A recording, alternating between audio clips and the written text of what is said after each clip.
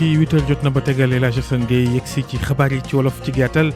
salaamaaleykum El Hadj. waaleykum salaam Hadj Babacar ñu ngi lay ziar naka noonu ñëpp ñu ànd ak RFM di leen ñaanal jàmm yi sàkku ñaan ci ñëpp xibaar yi yeeg soxna Mariam Diagne mi nu faat ci diwaanu Thiès la ko rey lu ñaw la loo xamante ni da ko baal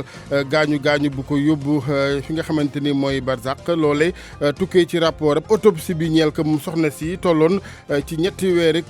wan nag lor wàllu yoon Cheikh Oumar Anne Papa Alé Niang moo di ñang ci kanamu tribunal tey jëlee moom ministre enseignement supérieur Cheikh Oumar Anne fa yóbbu sëñ Niang ak ki nga xamante ne mooy Papa Alé ndax wàllu diffamation ginnaaw téereb journaliste bi mu dëppee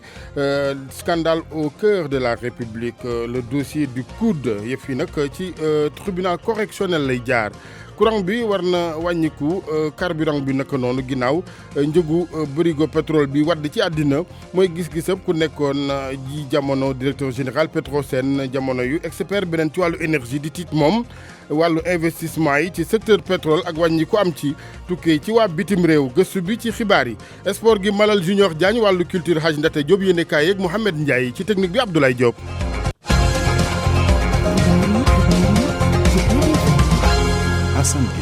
résultat yi daal di na génn ñeel autopsie bi jëmoon ci néewub soxna Mariam Diagne mi nu daal di faat ca fi di diwaanu Thiès jam-jama ko rey ginnaaw góom boo xamante ni plaie traumatique la loole bokk ci li nga xamante ni feeñ na ci kër docteur leneen lu ca feeñ it dafa wanoon lor soxna si nekkoon ci ñetteelu weeram leerali Abdoulaye Diop. suñu sukkandikoo ci këyit bi bàyyeekoo ci médecin légiste bi Mariam Diagne mi ngi faatu ginnaaw ab gaañu-gaañu bu mu am ci côté càmmoñu loos bi bile gaañu-gaañu daa di fësal itamit ay section musculaire ak vasculaire suñu sukkandikoo ci autopsie bi résultat yi wane nañu itamit hémorragie interne ak externe médecin légiste bi moom it ci autopsie bi mu siiwal xamle ci ni moom mi génn àdduna dafa daal di ëmboon ba toll si lu jege ñetti weer faatub Mariam Diagne toll ci ñaar fukki at ak juróom mi ngi am gaaw bi ñu génn foofee sa Thiès ca quartier Medina Fall ki nga xamante ni moom la doon génnal di wuyoo si turu Assane Gueye moom moo def li ni mel moom sax daf ko doon laaj kopparam toll si lu jege 3 millions si suñu ay koppar. jërëjëf Abdoulaye ubbite tey jii ci wàllu yoon ab atte ñeel ki nga xamante ni mooy ministre Cheikh Oumar Anne ñu dénk njàng mu kawe mi ak Papa Alé Niang journaliste Mody Niang naka noonu ginnaaw génnub téereb journaliste bi mu duppee scandale au cœur de la République dossier du coude moom mi nga xamante ni moo jiite woon jamono coude boobee moom ministre Cheikh Oumar Anne daal di yónnee citation directe Papa Alé Niang ci pàttali Mody Niang naka noonu jàpp ne yàq ak der de caani di wàllu diffamation Hadj Ndate Diop. tey jii di jéego bu njëkk ci kanamu ëttu àtte bi gannaaw ba mu jëlee ab plainte gàll ko ci loosu Pape Alé Niang ak Mody Niang ci fukki fan ak benn ci weeru février gëla ñu weesu ca la ki nga xam ni moom moo nekkoon directeur bu COUD jébbaloon procureur ab kalaame di ab citation directe boo xam ni ni Cheikh Oumar Anne mi ngi ko gàlloon ci loosu ko ñaar ñooñu lam ca bëgg di ñu ragub deram ba mu set wicc moom Cheikh Oumar Anne moomu nga xam ni ci jamono ji moom mooy jëwriñ ji ñu dénk lépp lu jëm ci wàllu njàng mu kawe mi di leen toppee wàlluk diffamation lépp nag dooree ci téere bi nga xam ni journaliste bi bindoon na ko duppee ko scandale au cœur de la République le dossier du coude ab téere boo xam ne nii Cheikh Oumar Anne dafa gis ni dañ ko cee yàq wax joo xam ne nii teguwul fenn bu ñu sukkandikoo ci wàlluk yoon Pape Alé Niang mi bind téere bi ak kii di Mody Niang ma nga xam ni moom moo ko préfacé amoon nañu fukki fan ngir jébbale li nga xam ni moom moo jëm ci wàlluk preuve leeral ci li nga xam ni moom la ñu bind waaye bu ñu sukkandikoo ci kenn ci avocat wu journaliste bi Pape Alé daal dinay def lu ni mel ndax jébbal na ñi nga xam ni rek ñoom ñoo di avocat yi layool Cheikh Oumar Anne lépp luy xibaar jëm ci li mu bind ba tey ci yeneenu xibaar dossier bi naam su fekkee ni tey jii lañ koy jébbal ëtt àtte bi du tey la ñuy door lii di layoo bi ndax tey dañuy samp rek maanaam fixé la nga xam ni moom moo di njëgu consignation bi ngir ñu mën a ubbi lii di dossier bi ci kanamu ëttu àtte bi ak lu ci manti am Cheikh Oumar Anne bëgg na ñu ragg deram ba mu set wicc moo tax it mi ngi laaj ñoom ñaar ñooñu lu toll ci 10 milliards ci suñu koppar. pour man RFM mooy rajo bi gën a jege askan wi. RFM rajo bi jaamu seen soxla. ñu wutali penku Sénégal ci dëkk bi di Noppeen mu nga ca diwaanu Kédougou dafa am ñu amee jàngoroy grippe loolu nag dugal fa njàqare ti tànge jamonoy coronavirus ci àddina Sénégal it naka noonu am ñu jàpp ne xëy na ku moywul mu nekk moo waral jamono yi lii di gëstu yi kër docteur ngir xam ndax jàngoro jooje lu mu wundu jàpp leen ni kon épidémie grippe baa nga fa ci ñaari fan ñeent fukk juróom yu mu fa tëral yabal nañu fa nag ay ndaw ci wàllu kër docteur ngir taxawu ak dimbali ki nga xamante mooy infirmier chef de poste ba fa Kédougou leeral Ibrahima Diabaxate. benn épidémie grippe bu indi jaaxle ak titange fale ci poste frontalier bu Nepen ci arrondissement bu Dakateli te diggante am ak commune bu Salémata mu ngi tolloo ci juróom fukki kilomètre ak juróom ci ñaari fan li tolloo ci ñeenti fukki ak juróom nit jot nañu wàllante feebar sëqët bu ànd ak yaram bu tàng bakkan buy sotteeku ak ay céphalée situation bi ni mel tax na ba infirmier chef de poste bu Nepen ñaax dimbal autorité yi district sanitaire bu Salémata Djibril Diène médecin chef district sanitaire bu Salémata. Nepen Pël dañoo toog l'infirmier ki fa nekkoon moo ñu oo alerte ñu dafa toog comme mu ngi nekk ci frontière bi avec la Guinée la sous-région dafa ne dafa am ay cas yoo xam ne dañuy présenter ay fièvre yu élevée des maux de tête ak des écoulements nasales maanaam yaram buy tàng bopp bi métti ak bakkan yuy xelli ak saxat sax comme ñu ngi benn contexte bi ñuy wax coronavirus population bi dañ doon jaaxle yaakaar ni feebar bi moo dugg ci wax mais di leen rassurer ni du feebaru coronavirus bi c'était juste une épidémie de grippe. jot nañu def ay prélèvement jébbal ko waa institut Pasteur bu Ndakaaru pour gën a saytu épidémie grippe bi bu jaaxal askan wi di yeewu fale ci Nepen poste frontalier ak département Koundara ci réewum Guinée Conakry Ibrahima Diabaxate Kédougou RFM. ngir nag ñii di takk der yi gën a mën a dugal seen loxo ci xeex beeg jàngoro coronavirus gouverneur diwaanu Kédougou xam leen ndajeem formation tàggat jëmee ci ñoom muy alkaati gendarme douanier yi ne ci poste yi tofook frontière bi suñu digg ak Mali Guinée ci misaal ngir kon ni ñu ko waxee daal di leen waajal bu baax ñu mën a sóobu ñoom it dugg ci xeex bi Sayer Ndaw la ñu ci àndal gouverneuru Kédougou ak Ibrahima Diabaxate.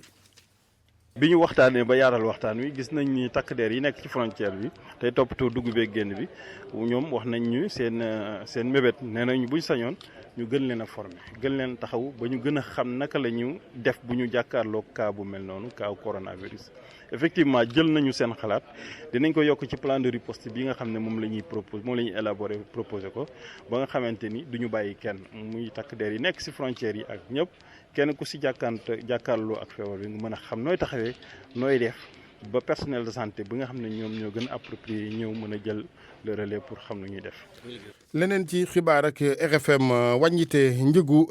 bërigo pétrole gi daanu na daanaka bu baax ci àddina jamono yi moo waral ku nekkoon ni jamono directeur général Petrosen moom dafa gis ne daanu gi ñeel njëg li dafa waroon toftaluk wàññite njëgu courant bi lu ci mel ni carburant ak yeneen jamono yi expert beneen ci wàllu énergie moom di tiit ñi nga xamante ñoo daa ji seen koppar di investir ci wàllu secteur pétrole fii ci Sénégal faf mujj wàññi lu ni mel gëstu Makumba Bey. ñàkk a déggoo gi dox diggante Arabie Saoudite ak Russie moo tax njëgu barilu pétrole bi wàcc ba àgg foo xamante ne nii musu faa àgg depuis 1991 ca guerre golfe ba fi mu ne nii barilu pétrole mi ngi ci $30 yi. Birame Diouf nekkoon na fi directeur généralu Petrosen nee na loolu nag dafa war a tax njëgu courant bi wàcc njëgu essence bi wàcc. njëg yi nga xam ne war na mën a wàcc bi nga xamee baril de pétrole bi wàcc na mooy njëgu essence ordinaire war nañu essence super ràññee nañu gasoil ràññee nañu ay fuel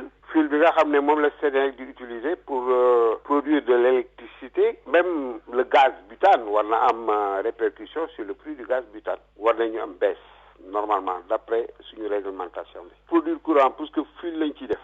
te fuel boobu njëg bi su wàññee ko prix électricité prix courant bi war na wàcc. waaye nag nekkul léppay doon ay xibaar yu neex ci mbir mi ndax Ibn Sougou Fara économiste de l'énergie la dafa jàpp ni lii bu wéyee Sénégal gi nga xam ne dafa yor ay teen yu ñu war a bënn la ci war a dem ci xaalis boo moytuwul dootu ko mën a génne ba tax seeni borom faf ko ba. compagnie yi nga xamante ne bii dañuy ñëw fii dañu am benn point boo xamante ne bëgguñu prix bi wàcce foofu bu prix bi wàccee foofu seeni projet dootul viable donc li ñu mën a def mooy bu ñu toogee bu xaw a yàgg rek dañ koy tëj. est-ce que loolu mën naa dal réew mu mel ni Sénégal. waaw mën na ko dal parce que compagnie yi fi ñëw ñu ci bëri bu ñuy ñëw ci investissement yi dañuy àbb xaalis. break even boobu muy wax nga xam ne mooy njëg goo xamante ne nii mënoo ko romb lu ko mooy da ngay perte bu dee ci BP $40 la bu dee ci Total $25 altinay démb ji rek entreprise yi yëngu ci wàllu pétrole perte nañ ci xaalis lu toll ci $200 milliards ak juróom fukk ci xaalisu Amérique di alal ju takku bourse américaine ñàkk loo xamante ne nii 2008 la gëjoon ci crise subprime sia. RFM rajo askan wi. wàllu politique ak xalaat bi Amadou Ba am ci réero ya fa ci seen biir APR ci Parcelles Assainies fii ci Ndakaaru rafetluwul lu ni mel bu sañoon ak déggoo naka noonu it noppi na mu ne ngir dalal ñenn ci camaradam de parti ñu déglu ko ministre Amadou Ba ak Koumba Sandiane Faye. ñi fa nekk ñoom njabootu président lañu am na ay xew-xew yu fa am lay sama cër mooy jéem ko saytu bu baax xool nan lañ koy saafara te ñu ngi waxtaan ci sunu biir au-delà de nos personnes ce qui est important mooy ñun ñëpp ñu ànd bokk ndey bokk baay mettre en œuvre la vision du président ñun ñëpp njabootu président Macky Sall lañu ñun ñëpp li ñuy yitteel mooy li dooleel président Macky Sall lii tax gis-gisam ñu mën ko mettre en œuvre et je pense que mooy aspect bi ëpp importance boo xoolee barki démb rek ñu ngi wax parcelle quelques militants qui n'ont pas été contents je vais les recevoir très prochainement pour que l'on puisse échanger. Le président Macky Sall m'a fait confiance et m'a demandé de faire de la politique et je continuerai à faire de la politique tant qu'il me le demandera. Lii war fi mu nekk mooy ñun ñëpp ci mise en œuvre plan Sénégal émergent ñu jàppante fexe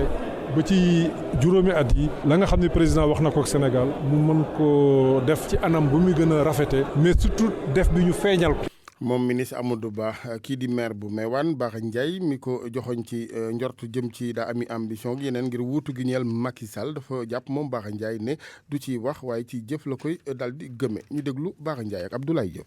waaw su fidèle moo gën loolu lañ sàkku ci moom mais fidélité ak loyauté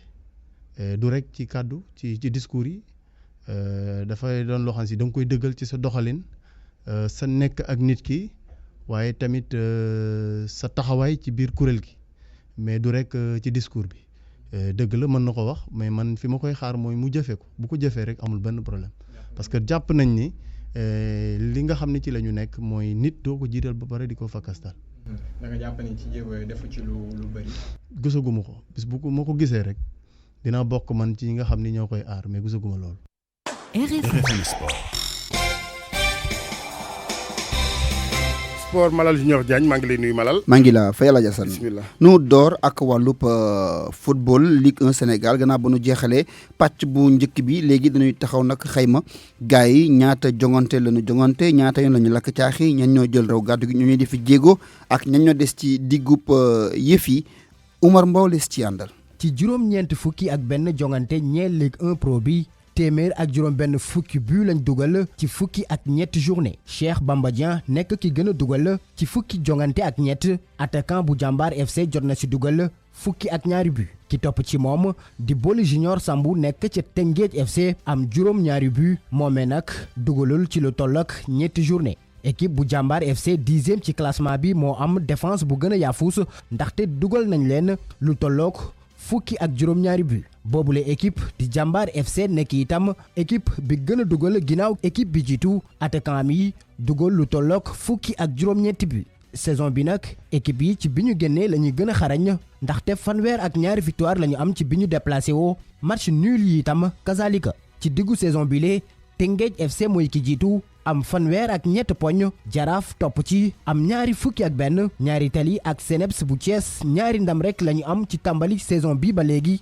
kon ñaari équipe yooyu ñooy ndaare ci championnat bi. nu waxtaanee ca Fatick foofa lu toll ci juróom fukk ci ay arbitre lu daal di kon yóbbu ci IPLEL ngir tàggataat leen commission régionale arbitrage ba foofa moo def kon lu ni mel jàngalaat leen fukk ak juróom-ñaari sart yi ñu war a sukkandikoo ngir mën a arbitrer ab jongante football loola nag Badara Ndiaye mooy kooku organisé inspecteur de arbitre la ca moom it dëkk kaddu yi am na yu mu ca yëkkati dénk ko Aminata Goudiaby gannaaw tàggatu gi. région yëpp am nañ ay arbitres internationaux ba mu des Fatick te ma dëkk Fatick day nekk loo xam ne day métti si man loolu tax ma ne jeunes yi région yi naa leen dajale jël instructeurs yi nga xam ne ñoom ñoo yore CAF yore FIFA di fa joxe ay cours indi leen Fatick modification yi xam nga bëri na gis nañ loi 3 modification bi ci am ci joueur suy génn terrain war a génne si ligne médiane bi wala génne fu nekk mais exception bi comme niñ ko waxee ne su fekkee ne équipe bi nga xam ne mooy recevoir ay supporters am dañoo nekk beneen côté bi joueur bi war a génnee foofu sa sécurité day menacé arbitre bi mun na ko mu génnee fii sans compter yeneen modification yi nga xam ne ñëw nañ ci les avertissements les expulsions bu officiels yi ak joueurs yi ak ci penalty yi ak yooyu yëpp modification yi nga xam ne FIFA def ko jël démarré ko le 1er juin bi passé te Sénégal mu commencé ci championnat bi ñu jël modification yooyu di ko jàngal arbitre Fatick yi vraiment loolu mbégte rek lañ ci am. ñooy kon di tàggatu laata nooy xaar VAR bi dikk ñu jàngal leen sart yi naka lay doxee VAR gi dañu ko yittewoo tey ji ci ngoon jëm ci huitième de finale retour Ligue des champions ca Europe ne ca Allemagne Leipzig moo dee kon daje ak waa Tottenham ci ale ba doomi Allemagne yi ñoo dóoroon kon doomi Angleterre yi 1-0 jongante geneen Valence moo dee kon daje ak waa Atalanta Bergame ci ale ba Atalanta Bergame di équipe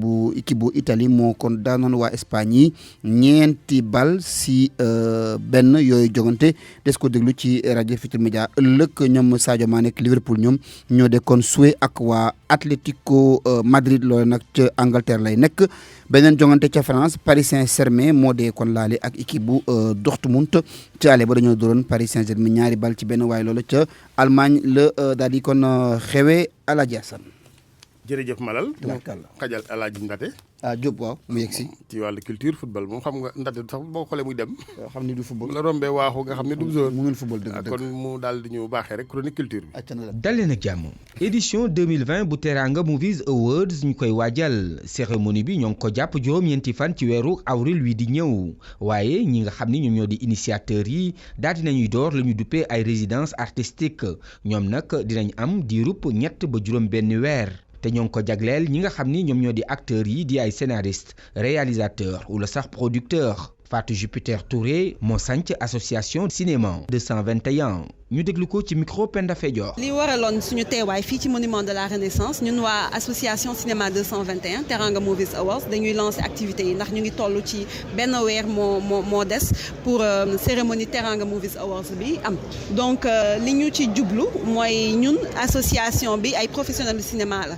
te dañu bëgg a dox ci lépp li nga xam ne dafay professionnaliser métier bi moo waraloon daaw dañu amoon benn master class boo xam ne ay questions yu bëri génnoon na ci waaye bi ci amoon solo mooy surtout acteurs yi dañu laajte woon ay formation moo tax tey ñu dajale ñenn ñi amaana sax mënuñu woon satisfaire ñëpp am nañ plus de 500 demandes waaye dañ ci jël ñenn parce que but bi derrière mooy dañu bëgg fii ak ay weer ci kanam ñu def ay résidence yoo xamante ne ay 3 weer lay am ak ay 6 mois lay am ba nga xam ne dinañ si mën a jëlee lu concret donc lii pour wan xëy na ñi nga xam ne ñooñu war a gën a dooleel wan leen ne nit yi bëgg nañ ko ñu xool bu ñu jugee ci lii naka la ñuy dem ci yeneen projet mu di résidence artistique yu am solo bu ñu sukkandikoo ci directeur bi ñu dénk lépp lu jëm ci wàllu cinématographie Hugues Dias di xamle ni ndaw yu bari dañuy intéressé wu ci wàllu cinéma moom mu teewaloon fa jëwriñ ji ñu dénk lépp lu jëm ci wàllu aada ak cosaan dañ koy dégloog Penda Fayor. lu waa association 221 def ci initiative boobu balaa ñuy organiser seen cérémonie buy delloo ay raay ñoom ñu ne dañuy tàggat ay xale ci wàllum acteur nit yuy joué ci série yi wala ci cinéma yi nit yu ci bind wala producteurs yi mais loolu lu am solo la parce que boo bëggee def lu baax pour ay xale yu ko bëgg ci amuñu sanse dem di tàggat seen bopp ci ay école yu mel ni baax na et lu ma gën a rafetlu dañuy valoriser même expertise compétence sénégalaise parce que nit yi yëpp yu war ñëw tàggat xale yi ay sénégalais lañu ñu am tur ñoom Pape Faye ñoom xale yu ndaw yi ñoom Pape Abdoulaye Seck ñoom Yann John yooyu yëpp xam nañu leen joué nañu rôle bu rëy ñu ngi joué rôle bu rëy ci wàllum cinéma sénégalais ak série yi ñoom ñu ñëw jàppale seen xale yi pour que ñu gën a tàggat ñu gën a xam lu ñu war a joué lu ñu war a bind lu ñu war a produire. jageen jëf ci déglu bi.